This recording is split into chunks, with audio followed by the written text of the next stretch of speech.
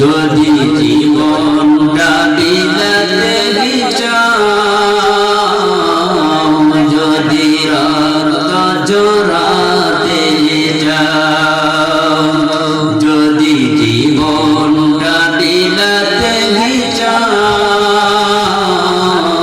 যদি রক্ত জোড়াতে চাও, দিনের পথে খোদার রাহে জীবনকে বিলিয়ে দাও, যদি জীবনটা বিলাতে চাও,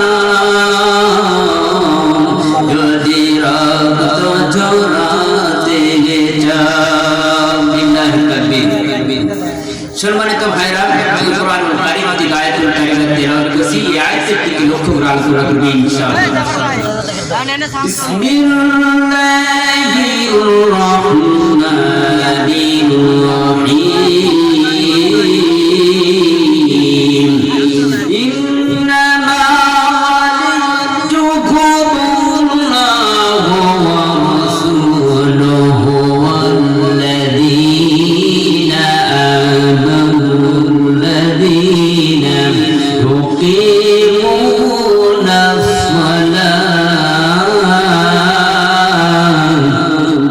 ويؤتون الزكاة وهم راكعون। সম্মানিত ভাইরা, আল্লাহ রাব্বুল আলামিন তার পাক জবানের ভিতরে আমার আল্লাহ জানে যে ইন্নামা ওয়ালিয়ুকুমুল্লাহু ওয়া রাসূলুহু, একমাত্র বন্ধুতা কোরআন আল্লাহর সঙ্গে, যারা আল্লাহর সঙ্গে বন্ধুতা করবে, আল্লাহর সঙ্গে যারা সম্পর্ক করবে, আবার নবী জানাই দিলেন পাবেন, যদি আল্লাহর পরে বন্ধুতা করা যায়, বন্ধু যদি হুকুম থাকতো, তাহলে আল্লাহর রাসূল বললেন বন্ধুর পরে একমাত্র বন্ধুর সম্পর্ক হলো ঘনিষ্ঠ বন্ধু আবু বকর সিদ্দিক রাদিয়াল্লাহু তাআলা। এবার নবী এই কথা বললেন, আল্লাহ তার পাক জবানের ভিতরে বললেন বন্ধু যদি করা লাগে আমার আল্লাহর সঙ্গে করা লাগবে। এবার সম্মানিত ভাইরা, আল্লাহর সঙ্গে যারা বন্ধুতা করবে, রাসূলের সঙ্গে যারা সম্পর্ক করবে, এবং তারা নামাজ কায়েম করা লাগবে এবং বিনীত হওয়া লাগবে আল্লাহর দরবারে, আল্লাহর কাছে। এবার সম্মানিত ভাইরা, যারা আল্লাহকে মানে, আল্লাহর দ্বীন কায়েম করার জন্য প্রচেষ্টা করে, আল্লাহর দ্বীন চেষ্টা করে আল্লাহর দ্বীন কায়েম করবে, এবার খেয়াল করে দেখবেন যারা আল্লাহর দ্বীন মানবে, আল্লাহর দ্বীনের উপর অটল থাকবে। এবার সম্মানিত ভাইরা, খেয়াল করে দেখবেন যারা আল্লাহর দ্বীন মানবে, আল্লাহর দ্বীন মানতে গিয়ে কিন্তু এই দুনিয়ার ভিতরে মানুষের বিপদ বেশি। আল্লাহ কোরআনে বলেছেন ইন্নাল্লাযীনা ক্বালু রাব্বুনাল্লাহ সুম্মা ইসতাকামু তাতানাজ্জালু আলাইহিমুল মালাঈকা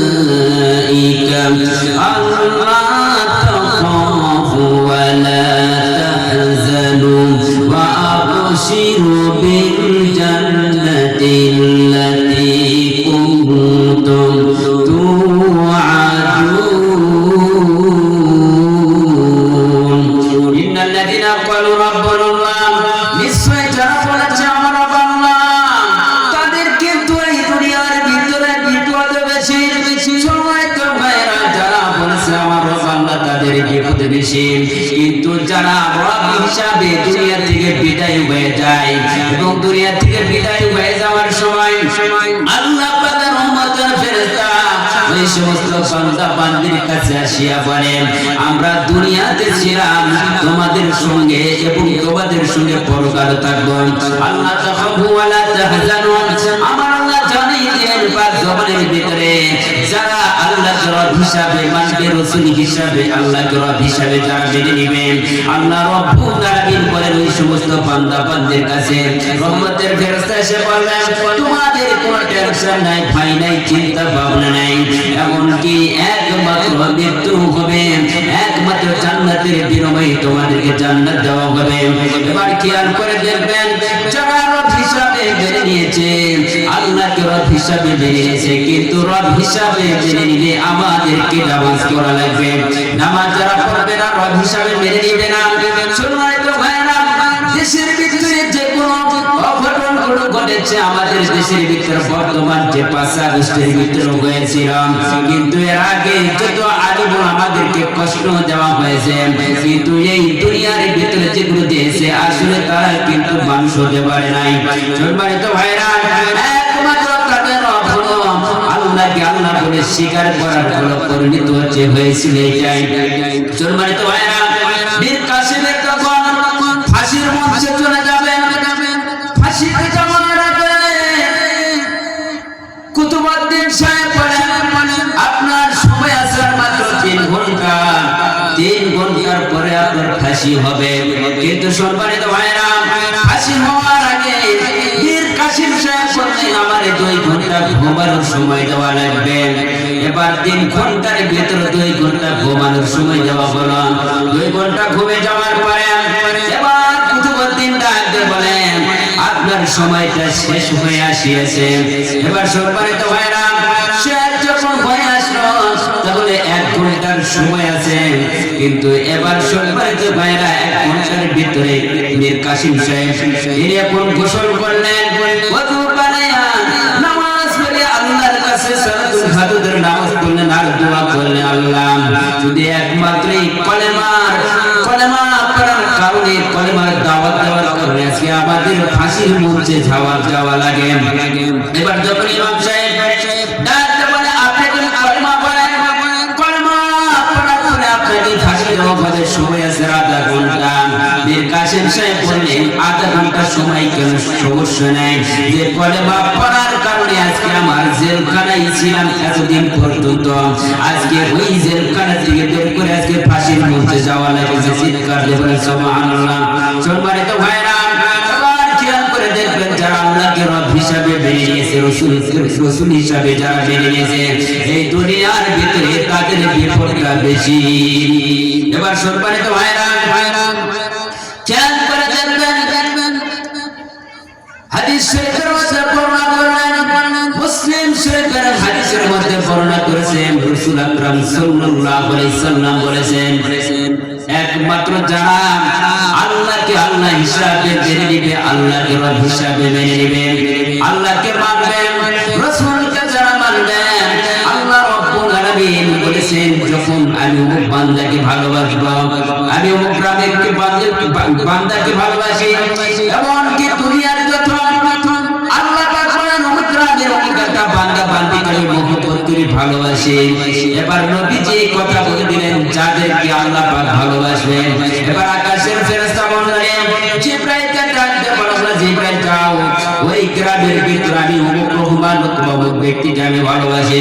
এবার রহমতের আল্লাহ রব্বুল আলামিন বলে দিলেন, জিবরাইল যাও, আসমান এবং জমিনের ভিতরে যত ফেরেশতা বন্ধু রয়েছে সকলে যেন ওই ব্যক্তিকে মহব্বত করেন। এই মহব্বতের কারণে আল্লাহ পাক যাকে ভালোবাসবেন, মহব্বত করবেন, ওই বান্দার কোনো টেনশন নাই, ভয় নাই এবং কোনো চিন্তা ভাবনা নাই, কারণ ওই বান্দার জন্য আল্লাহ পাক জান্নাতের মেহমান জান্নাতুল ফেরদাউস দিয়ে দিবে। চিৎকার দিয়ে বলেন সুবহানাল্লাহ। সম্মানিত ভাইরা, আল্লাহর জান্নাত পাওয়া তো সহজ নয়, আল্লাহকে পাইতে গেলে আমাদের কষ্ট করা লাগবে, নামাজ পড়া লাগবে, বিরোধ জাতের পর্দায় রাখা লাগবে, হালাল থেকে ইনকাম করা লাগবে, হারাম থেকে বাঁচা লাগবে, নির্দিষ্ট হলো আল্লাহ। কিন্তু আমরা এমন দুনিয়া হিসাবে মেনে নিয়েছি, আমাদের নামাজ পড়া রোজাও নাই। সম্মানিত ভাইরা, যারা নামাজ পড়বে ওদের মনের ভিতরে একটা ব্যক্তি তাকে ভালোবাসা দেবে, ভালো লাগবে, উদ্রুপ লাগবে। ওই ব্যক্তি কাজের যদি কোনো কাজ করে ওই কাজটাও কিন্তু তার ভালো লাগবে। আল্লাহ রাব্বুল আলামিন বললেন, তোমরা যখন জমিনে ছড়িয়ে পড়বা, জমিনে ছড়িয়ে পড়ো, সালাত কায়েম করে আল্লাহ পাক সূরা আল্লাহ পাক কুরআনুল কারীমের মধ্যে বর্ণনা করেছেন, ফাইদা কুদিয়াতিস সালাতু ফান্তাশিরু ফিল আরদ ওয়াবতাগু মিন ফাদলিল্লাহি ওয়াযকুরুল্লাহা কাসীরান লাআল্লাকুম তুফলিহুন। আল্লাহ রাব্বুল আলামিন বললেন, তোমরা যখন জমিনে ছড়িয়ে পড়বা, নামাজ কায়েম করে জমিনে চলে যাবা। এবার জমিনে যাওয়ার আগে নামাজ পড়ে, নামাজ আদায় করে জমিনে ছড়িয়ে পড়ো, আল্লাহর অনুসন্ধান করো, আল্লাহকে স্মরণ করো, আল্লাহর অনুগ্রহ তোমরা তালাশ করো। আল্লাহ রাব্বুল আলামিনের অনুগ্রহ এবং আল্লাহর অনুসরণ যদি আমরা তালাশ করি, আল্লাহ রাব্বুল আলামিন বলেন তোমরাই সফল কামবে। চিৎকার দিয়ে বলেন সুবহানাল্লাহ। এবার সম্মানিত ভাইরা, আল্লাহ রাব্বুল আলামিন বললেন নামাজ পড়ে তোমরা বের হও, জমিনে ছড়িয়ে পড়ো। যদি নামাজ না পড়ে যদি আমরা জমিনে ছড়িয়ে পড়ে ওই কাজের বিনিময় যে কাজটা করবো এই কাজের উপর কিন্তু রহমত নাযিল হবে না। সম্মানিত ভাইরা, আল্লাহ রাব্বুল আলামিনের উপর তাওয়াক্কুল করা লাগবে, ভরসা করা লাগবে। যারা আল্লাহর উপর ভরসা করবে, তাওয়াক্কুল করবে, চুপবে একটা সরাই পাখি যদি আল্লাহর উপর তাওয়াক্কুল করতে পারে, ভরসা করতে পারে। সম্মানিত ভাইরা, সরাই পাখি আল্লাহর ইবাদত করে জমিনে ছড়িয়ে পড়ে। চিৎকার দিয়ে বলেন সুবহানাল্লাহ। এবার সরাই পাখি ডাক দিয়ে বলেন, আল্লাহ আপনার গোলামি করলাম, আপনার দাসত্ব করলাম, আপনার কথা অনুযায়ী ইবাদত করলাম। আল্লাহ খালি পেট নিয়ে আমি জমিনে বের হলাম। জমিনে যখন বের হয়ে যায়, আল্লাহ রাব্বুল আলামিন ওই সরাই পাখিটাকে খালি পেটটাকে ভরায়া তারে নিজের বাসায় পৌঁছে দেয়। চিৎকার দিয়ে বলেন সুবহানাল্লাহ। সম্মানিত ভাইরা, এই সরাই পাখির ভিতরে যদি এইরকম একটা তাওয়াক্কুল থাকে, কিন্তু আমাদের মানব বন্ধনের ভিতরে এইরকম তাওয়াক্কুল নাই, ভরসা নাই। যদি আল্লাহর উপর ভরসা করে, যে রব্বুল আলামিন আমার আপনার কুতুহানের বিশ্ব জগতের একমাত্র মালিক হলো আল্লাহ, আল্লাহ রব্বুল আলামিন আমার আপনার রিজিকের দায়িত্ব নিয়েছেন। চিৎকার দিয়ে বলেন সুবহানাল্লাহ।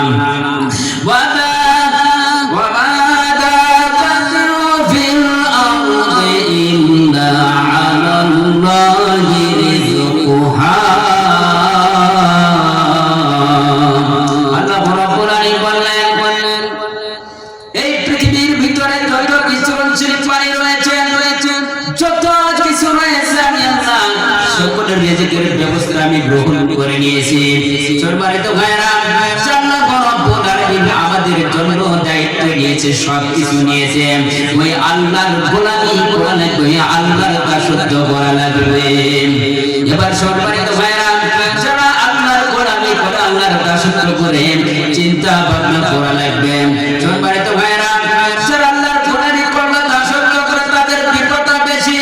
কারণ একটাই মাত্র পরিমাণ দাওয়াত দিয়েছে, পরিমাণ কথা বলেছে, নামাজের তাকিদ দিয়েছে, নামাজের কথা বলেছে, বিবি বাদশাহদেরকে পর্দার কথা বলেছে। এইটাই হলো অপরাধ। একটা কথা খেয়াল করে দেখবেন, আমাদের ইমানি বন্ধু আল্লামা সাইদি সাহেব সারা জীবন পর্যন্ত কোরআনের দাওয়াত দিয়েছেন। এই কোরআনের দাওয়াত দেওয়ার কারণে তারা দুনিয়া থেকে বিদায় করে দেওয়া হলো। এমনকি তাকে ষড়যন্ত্র করে 13টা বছর পর্যন্ত জেলখানায় বন্দী করা হলো। একটা বারের জন্য তারা ছেড়ে দিল না। যদি ছেড়ে যেত, আমার দৃঢ় বিশ্বাস বাংলাদেশে দেখানোর মতন কোন লোক হতো না। কিছুদিনের আগের ঘটনা, এই তো গত বছর 2023 সালে যখন সাইদি সাহেবের ইন্তেকাল হয়, দুনিয়া থেকে বিদায় হয়ে যায়, আমরা আদি মানব যখন তার জন্য দোয়া করি, দোয়া করতে আমাদের বিপদ হয়েছে। যখন আমি মসজিদের খতিব ছিলাম, ওই খতিব সাহেব ভাইয়া আমি যখন সাইদি সাহেবের জন্য দোয়া করলাম, সাথে সাথে ওই মসজিদের সভাপতি সাহেব বললেন তোমারে আমি আউট করে দিলাম। আমি বললাম ঠিক আছে, সমস্যা নাই। পরের দিন সেগুলো শেষ রাখতে বলে হুজুর আপনি আসেন আমাদের মসজিদে, আমাদের কোনো সমস্যা নেই। আমি বললাম মানুষদেরকে নামাজ পড়াবো কিন্তু জানোয়ারদেরকে নামাজ পড়াবো না। চিল্লায় বলেন ঠিক কিনা? সম্মানিত ভাইরা, সারা জীবন তিনি কলেমার দাওয়াত দিয়েছেন, কোরআনের কথা বলেছেন, মানুষদেরকে হেদায়েতের কথা বলেছেন।